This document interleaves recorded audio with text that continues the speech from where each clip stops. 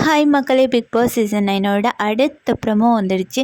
இந்த ப்ரமோவை பார்த்தீங்கன்னா நம்மளோட கிரிஞ்ச் வியானா இருக்காங்க இல்லையா, அவங்க பண்ண ஒரு கேவலமான ஒரு செயலால் நம்மளோட பாரு அக்காவே தேம்பி தேம்பி அழுது நானே இந்த வீக் நான் எவிக்ட் ஆகி வெளியில் போகிறேன் அப்படின்னு சொல்லுற அளவுக்கு இந்த இஷ்யூ பெரிய ப்ராப்ளத்தில் முடிஞ்சிருச்சு. இதைத்தான் ப்ரமோவாக காட்டுறாங்க. ஒவ்வொரு சீசன்லேயும் ஒவ்வொரு ஸ்கூல் டாஸ்க் ஒவ்வொரு விதமாக நடக்கும். ஆனால் இந்த சீசனில் மட்டும்தான் ஸ்கூல் டாஸ்க்கு அப்படிங்கிற ஒரு பேரில் கிரின்ச் பண்ணுது.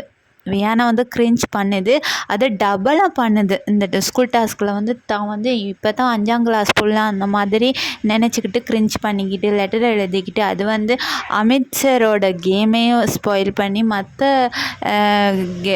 போட்டியாளர்களோட கேமே ஸ்பாயில் பண்ணுது.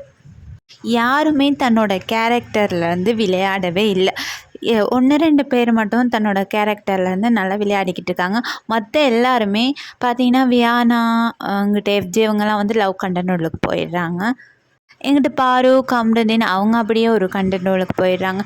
யாருமே தன்னோட அந்த கேரக்டரில் இருந்து விளையாடுற மாதிரியே தெரியலை. ஓகேவா? இதில் வேறு நம்ம அம்மா அந்த லெட்டர் விஷயம் சரி பேசுகிறாங்க, அதில் தப்பான விஷயங்கள் எழுதியிருக்கு சொல்லுறாங்க. அதை அப்படியே விட வேண்டியது தான். அது வார்டன்கிட்ட அந்த மாட்டிடுச்சுன்னா பிரின்ஸிபல்கிட்ட போயிட்டு பிரின்ஸிபல் அதுக்கான நடவடிக்கை எடுப்பார்.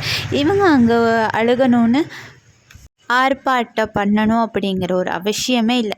அழ வேண்டிய அவசியமே இல்லை. ஒரு வார்டனோட அங்கே உள்ளவங்கள பார்த்துக்கணும், சமைச்சு கொடுக்கணும், யாரும் எது செஞ்சால் கண்டிக்கணும். கண்டிச்சாச்சு, பிரின்ஸிபல்கிட்ட கொடுத்தாச்சு. இவங்க உட்காந்து அழுதுகிட்டு நான் எஃபெக்ட் ஆகி போகிறேன் அப்படின்னு சொல்கிறதுல அர்த்தமே இல்லை. இதை பற்றின உங்களோட கருத்தை மறக்காமல் கமெண்ட் பண்ணுங்கள். By guys.